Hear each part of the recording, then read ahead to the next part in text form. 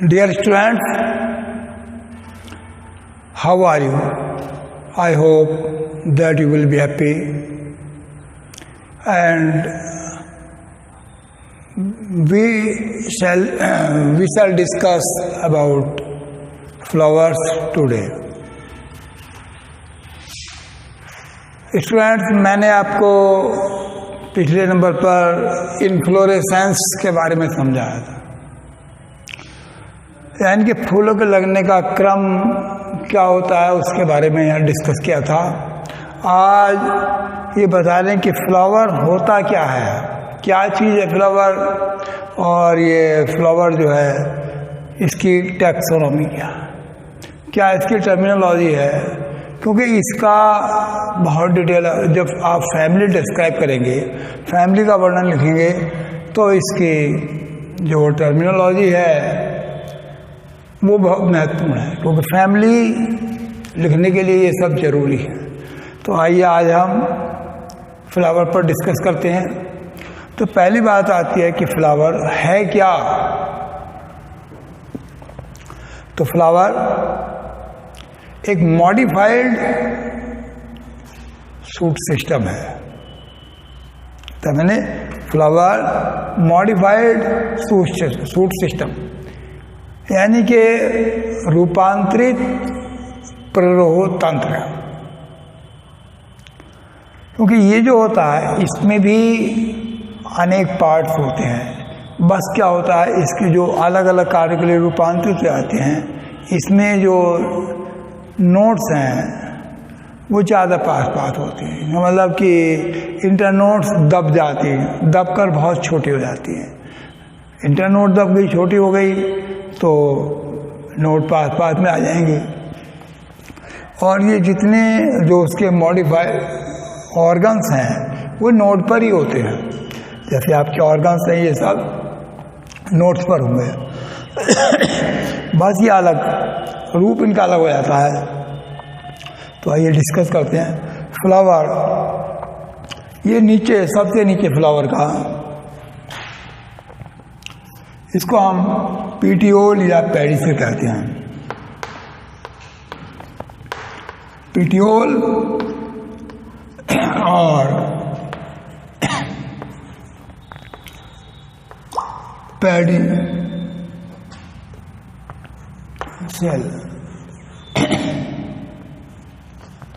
Petiole या pedicel कहेंगे इसको हम। तो जिस फ्लावर में ये होगा उसको पेडिसिलेट फ्लावर कहा जाएगा। जिस फ्लावर में भी ये उपस्थित होगा उसको हम बोलेंगे पेडिसिलेट।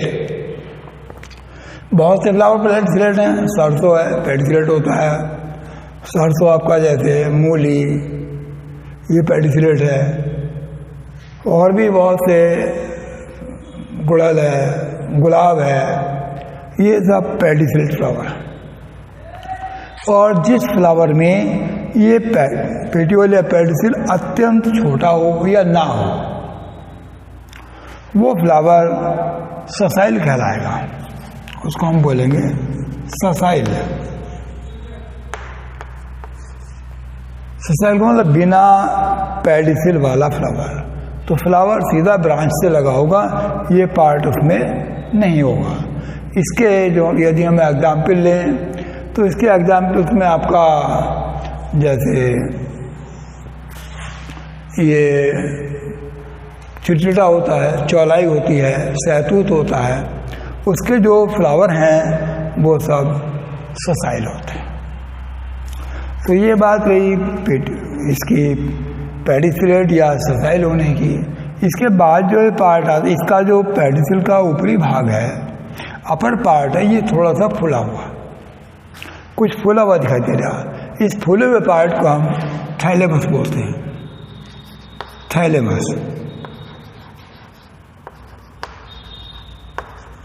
ये फूला हुआ पार्ट थैलेमस होता है, और इसी थैलेमस पर ये बाकी पार्ट्स सब इस पर लगते हैं। थैलेमस पर जितने भी पार्ट्स हैं वो सब थैलेमस के ऊपर आएंगे। अब इसमें हम इसके पार्ट्स लेते हैं। सबसे पहले ये आपको दिखाई दे रही पंखुड़ी, ये पार्ट होता है कैलिक्स।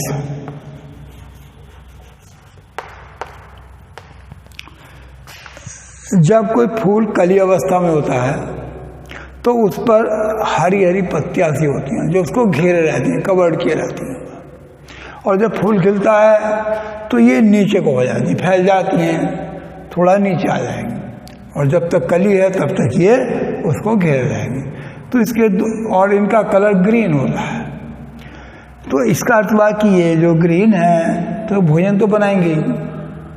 और जब कली है इसकी तो ये जो इंटरनल पार्ट्स हैं इसके अंदर के, उनको प्रोटेक्शन देती है, यानी कि उन्हें सुरक्षा प्रदान करती है। इसकी यदि हम एक यूनिट को लें, ये पंखुड़ी होती हैं, इसकी एक पंखुड़ी लें तो वो सेपल कहलाती है। ये पंखुड़ी इसकी सेपल कहलाएगी। और ये सेपल सारे मिला के सारे सेपल मिला दें तो कैलिक्स हो जाएगा।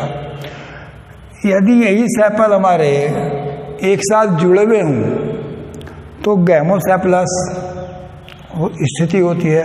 और यदि अलग अलग हैं, सारे पंखुड़ी सब अलग अलग हैं, तो फिर इसको हम पॉलीसेपलस कहते हैं। ये पौधे का, फ्लावर का ये जननांग नहीं है, जेनेटल ऑर्गन नहीं है। इसका जन्म से कुछ लेना देना नहीं, केवल एक्सटर्नल पार्ट है।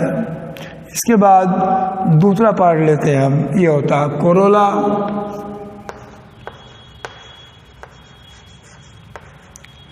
जो अंदर इनको खोलने के बाद, खिलने के बाद जो आपको कलर्ड पार्ट दिखाई देता है फ्लावर का, किसी में वाइट होगा, किसी में रेड होगा, किसी में पिंक होगा, किसी में ब्रिंजल होगा, किसी में वायलट है, अलग अलग कलर के होते हैं। तो ये जो सब कलरदार पंखुड़ी हैं, इन सबको हम मिला के कोरोला कहते हैं।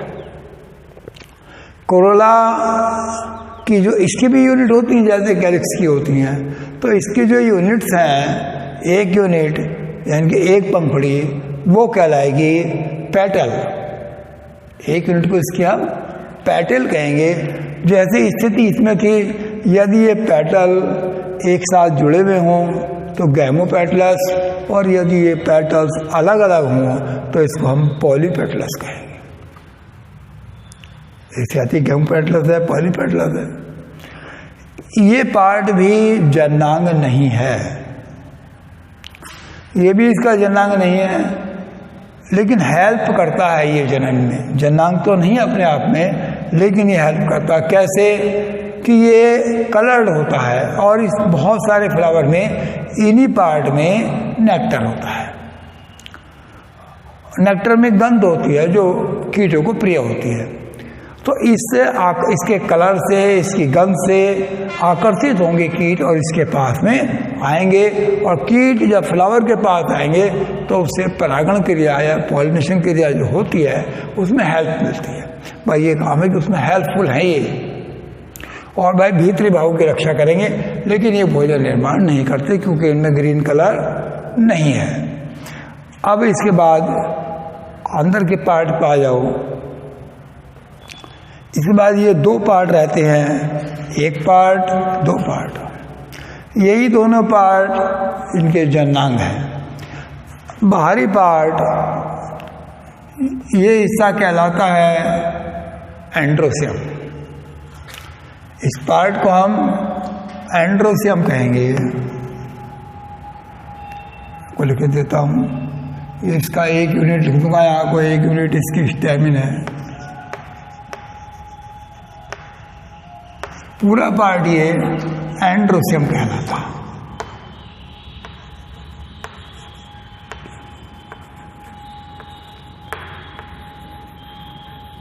ये टोटल पार्ट मिला के एंड्रोसियम, और इसकी जितनी भी, इसकी भी अनेक यूनिट होती हैं, जाती इसमें यूनिट हैं। इसकी एक यूनिट स्टैमिन कहलाती है। एंड्रोसियम को हम नरभाग या हिंदी में पुमंग कह देते हैं। नरभाग होगा या पुमंग कहेंगे। और इसकी एक यूनिट मैंने बताया स्टैमिन, या इसको बोलते हैं हम पुंकेसर। स्टैमिन या अंग्रेजी में स्टैमिन और हिंदी में पुंकेसर, तो इसका पुंकेसर हुआ। अब यदि हम एक पुंकेसर की रचना को लें तो प्रत्येक पुंकेसर 3 पार्ट से मिलाकर बना होता है। हर पुंकेसर में 3 पार्ट होते हैं।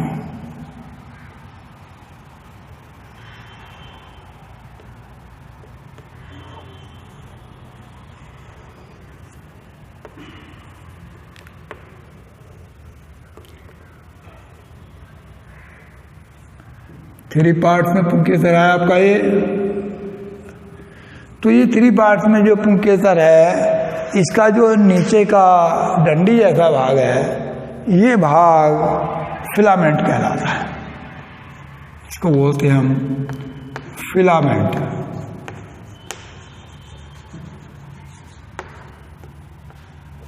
फिलामेंट होगा। ऊपर का भाग जो कैपलाइक है, ये होता है एंथर।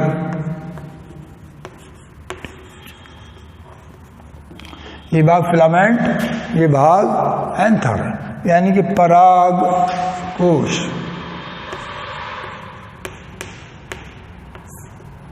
ये भाग पराग कोश होगा, एंथर होगा, ये फिलामेंट है। और जो इनको जोड़ने वाला भाग है, उस भाग को हम बोलते हैं कनेक्टिव।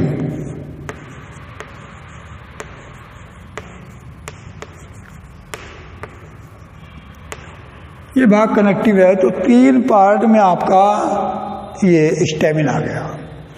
अब ये स्टैमिन का कौन सा भाग फर्टाइल है? ये भाग इसका फर्टाइल, ये भाग इसका फर्टाइल है, ये स्टेराइल है।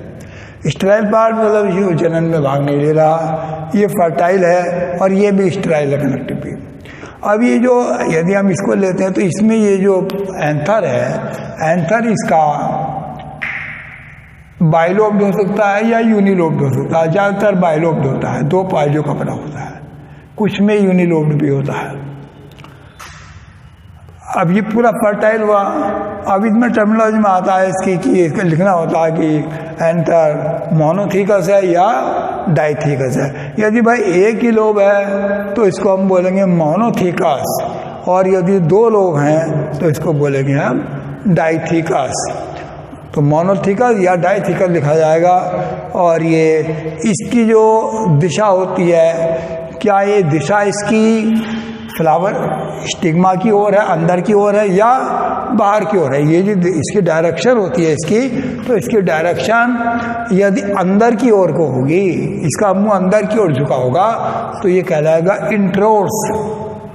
इसको हम इंट्रोर्स कहेंगे।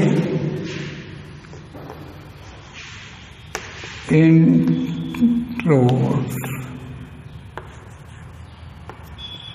और यदि इसकी दिशा बाहर को होगी तो एक्सट्रोर्स कहलाएगा।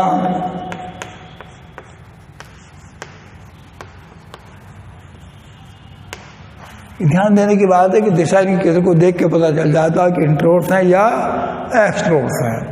अब एक बात और है कि यदि ये आपस में जुड़ रहे हों, स्टैमिन आपस में जुड़ गए हों, तो ये स्थिति होती है सिनएंड्रस, इसको बोलते हैं हम सिनएंड्रस। और यदि ये जुड़े ना हों, अलग अलग हों सारे, तो कहलाती है पॉलीएंड्रस। ये ग्रुप में भी हो सकते हैं जुड़ करके, सिंगल भी हो सकते हैं, या अलग कई ग्रुप भी हो सकते हैं, एक ग्रुप भी हो सकता है। तो जुड़े हुए होंगे तो सिनएंड्रस, और यदि जुड़े हुए नहीं है तो पॉलीएंड्रस। और इनमें एक बात और होती है, क्या ये किससे लगे होते हैं? यदि ये कोरोला से लगे हुए हों तो इसको इपीपेटलस कहा जाता है। कोरोला से जुड़ रहे होनी चाहिए तो इपीपेटलस कहलाएंगे, और यदि कैलिक्स से जुड़ रहे हों तो इपीसेफेलस कहलाएंगे। इसकी स्थिति इपीपेटलस है या इपीसेफेलस है। ये पार्ट हुए। तो ये आपका हुआ एंड्रोसियम। अब एंड्रोसियम के बाद अंदर का जो इनर पार्ट आता है उसको बोलते हैं हम गायनीशियम। ये जो पार्ट आपको दिखाई दे रहा है ये पूरा, ये गायनीशियम है। इतना पार्ट जो आपको दिख रहा है ये अंदर से, ये है गाइनीशियम।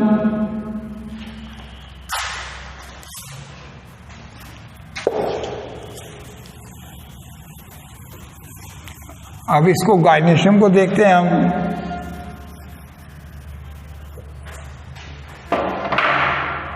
गाइनीशियम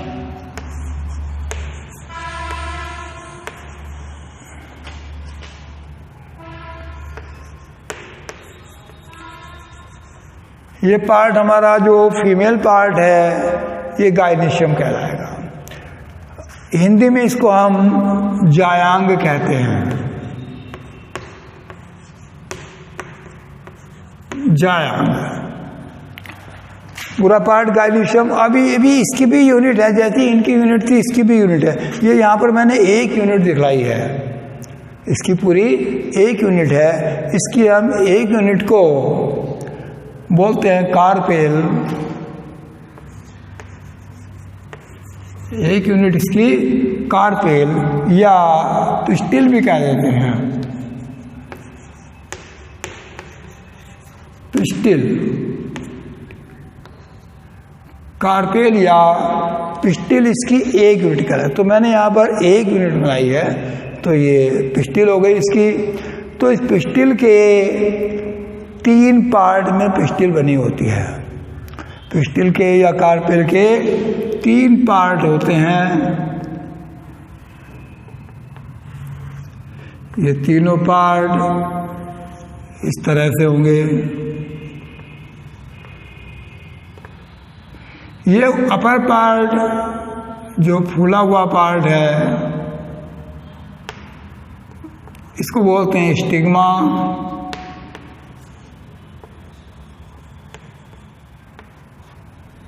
ये जो पोलन ग्रेन में होते हैं उनके लिए लैंडिंग प्लेटफॉर्म है।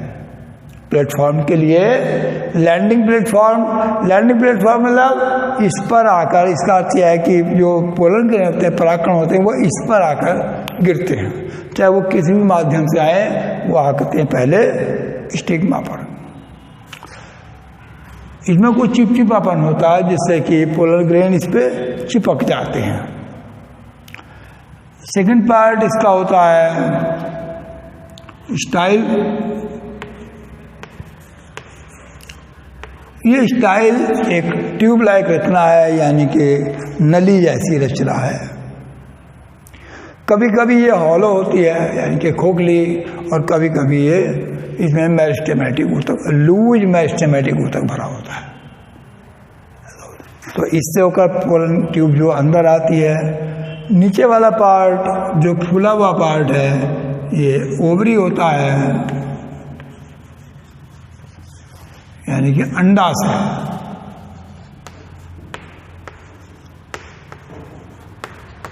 ये पार्ट ओवरी कहलाएगा, अंडाशय। इस पार्ट में ओव्यूल होते हैं।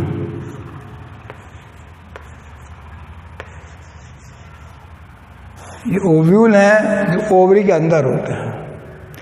अब हम ओवरी को देखें। ओवरी एक फूला हुआ हिस्सा है, इसमें बहुत सारे ओव्यूल हैं। तो ये जो ओवरी होती है, ये ओवरी ही फल में बदलती है। फल का जो गूदा होता है वो ओवरी की दीवार से बनता है, और इसके अंदर जो ओव्यूल हैं वो फल के बीज हो जाते हैं। अब ये यहाँ स्थिति आती, यदि ये कार्पेल आपस में जुड़ी हुई हूँ, एक कार्पेल है तब तो किसी से जुड़ेगी ही नहीं। और यदि कार्पेल की संख्या अधिक है, एक से अधिक कार्पेल हैं, और वो कार्पेल आपस में जुड़ गए हों, एक साथ जुड़ गए हों, तब इसको हम सिनकार्पस कहते हैं। यदि कार्पेल क्या हो गए हों, आपस में जुड़ गए हों, तो ये सिनकार्पस कहलाते हैं। और अंदर के जो पार्ट हैं वो इसके लॉक्यूल कहलाते हैं। और यदि ये अलग अलग हो जाए, सारी जो जितनी भी कार्पेल है वो सब कार्पेल, अधिकांश में ये सिनकार्पस होती है। लेकिन यदि ये जुड़ अलग अलग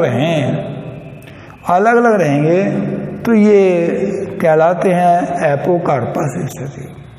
अलग अलग होने पर एपोकार्पस, और एक जगह मिल जाने पर सिनकार्पस, सिनकार्पस से जो फ्रूट बनते हैं वो सिंपल फ्रूट बनते हैं, और एपोकार्पस से जो फल बनते हैं वो एग्रीगेट होते हैं, उनको हम एग्रीगेट फ्रूट कहते हैं। तो एग्रीगेट फ्रूट बनेगा एपोकार्पस से, जैसे कि आपका शरीफा होता है, एपोकार्पस ओवरी से बना है, और भी होते हैं, मलबेरी होती है। तो शरीफा इसका सबसे अच्छा एग्जाम्पल है, ये बना है हमारा एपोकार्पस ओवरी से। माइसेलिया में भी एपोकार्पस स्थिति होती है। तो ये रहा एपोकार्पस, सिनकार्पस। तो इसके बारे में, इसी के अंदर जो हमारे ओव्यूल है, अब इन ओव्यूल को हम थोड़ा सा लेते हैं। प्रत्येक ओव्यूल, जितने भी ओव्यूल इसके अंदर, ओव्यूल की गिनती एक या अनेक हो सकती है, और प्रत्येक ओव्यूल ओवरी की वाल से जुड़ा हुआ होता है। ये नहीं होता, वैसे होता है। हर ओव्यूल क्या होगा, ओवरी वाल से जुड़ा हुआ होगा। अब ये जब जुड़ते हैं ओवरी वाल से, तो ये एक टिश्यू होता है जिसके द्वारा ये जुड़ते हैं, उस टिश्यू का नाम है प्लेसेंटा। अब प्लेसेंटा की स्थिति के अनुसार ये कई तरह से जुड़ सकते हैं, क्योंकि ओव्यूल जिससे जुड़ा हुआ होता है क्या है, प्लेसेंटा हुआ। और प्लेसेंटा कितने टाइप का होता है, वो प्लेसेंटा या तो आपका मार्जिनल हो सकता है, यानी कि किनारे किनारे लगे हों, पेरिफेरल हो सकता है, बेसल हो सकता है, और एक दो पेरिफेरल है, बेसल है, मार्जिनल है, ये आपके प्लेसेंटा होते हैं। फ्री और सेंट्रल है, फ्री सेंट्रल है। तो इस प्रकार से ये प्लेसेंटा होते हैं। तो जुड़ने की स्थिति अलग अलग है। बिल्कुल परिधि की दीवार से तो पेरिफेरल हो जाएगा, आधार से लगा हुआ तो बेसल हो जाएगा, बिल्कुल एक किनारे से पड़े हुए निश्चित तौर से तो मार्जिनल हो जाएगा। तो इसकी पहचान फलों को देखकर हो जाती है। तो ये प्लेसेंटा हुआ। प्लेसेंटा की स्थिति भी लिखी जाती है कि फैमिली में कि प्लेसेंटा इसमें कैसा है, ये बताया कि सिन, और ये लिखा जाता है सिनकार्पस है, एपोकार्पस है, कैसी ओवरी है, ये लिखा जाता है। अब इसी के बेस पर हम लेते हैं कि फ्लावर हमारा किस टाइप का है। तीन चीज़ें होती हैं, या तो एपिगाइनस, पेरिगाइनस और हाइपोगाइनस। तो एपिगाइनस बताता हूँ कैसा है, पेरिगाइनस कैसा है, और हाइपोगाइनस पेरिगाइनस। तीन मैंने बताया कि इसको तीन टाइप बताए फ्लावर के, हाइपोगाइनस, पेरिगाइनस, एपिगाइनस। तो पहला है हाइपोगाइनस, कोई से कोई पहले मान लो हाइपोगाइनस।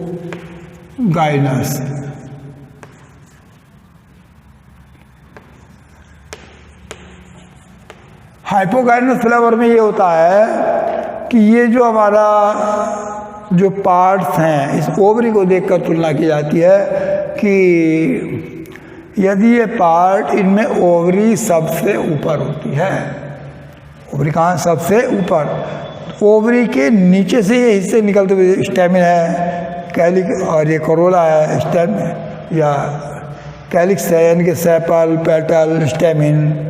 यदि ये ओवरी के नीचे से निकल रहे हैं, ओवरी ऊपर है, ये पार्ट नीचे से निकल रहे हैं, तब ये कहलाता है हाइपोगाइनस स्थिति। ऐसी स्थिति हाइपोगाइनस होती है।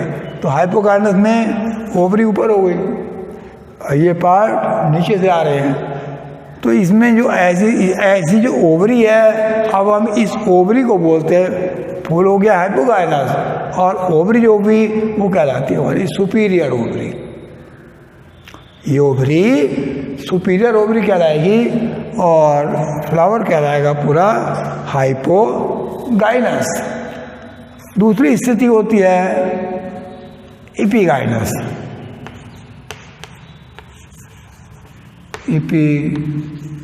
एपिगाइनस, एपिगाइनस में ये होता है कि यदि ओवरी नीचे आ गई और ये पार्ट ओवरी के ऊपर से निकले हुए दिखाई दे रहे, ऐसे दिखाई दे जैसे नीचे ओवरी नीचे आ गई हो और ये पार्ट ऊपर से निकले हुए दिखाई दे रहे, ऐसा लगता है कि यहाँ से पार्ट ऊपर से निकल रहे हों, तब ये कहलाता है एपिगाइनस। इस स्थिति में क्या होगा? एपिगाइनस। तो ओवरी क्या होगी? इन्फीरियर ओवरी हो जाएगी यहाँ, क्योंकि ओवरी नीचे पहुँच गई, तो ओवरी हो जाएगी वो इन्फीरियर, और स्थिति इसकी क्या कहलाएगा? ये एपिगाइनस कहलाएगा। तो ये एपिगाइनस हुआ। एक होता है पेरिगाइनस। पेरिगाइनस, पेरिगाइनस में जो स्थिति है वो ये होता है कि ये जो पार्ट्स हैं ये पूरी ओवरी नीचे नहीं होती है, ना पूरी ओवरी ऊपर होती है, आधी ओवरी नीचे और आधी ओवरी ऊपर। ये लगभग ऐसा लगता है जैसे कि मध्य से ओवरी के आसपास से निकल रहे हो, तो मिडिल से आ रहे हैं, ये यहाँ से आ रहे हैं ये पार्ट, ऐसे लगता है। ओवरी कुछ नीचे है, कुछ ऊपर है, तो ये स्थिति कहलाती है पेरिगाइनस। और पेरिगाइनस ओवरी, इससे हमारा क्लियर हो गया। तो यहाँ ये हमारा जो फ्लावर की टैक्सोनॉमी है, जो फैमिली पढ़ाते समय आपको आवश्यकता पड़ेगी, वो मैंने आज आपको डिस्कस कर दी है। इसकी फैमिली, इसका ये टैक्सोनॉमी। अब अगले नेक्स्ट पीरियड पर हम आपको मिलते हैं, फैमिली पढ़ाएंगे तब तक के लिए जय हिंद।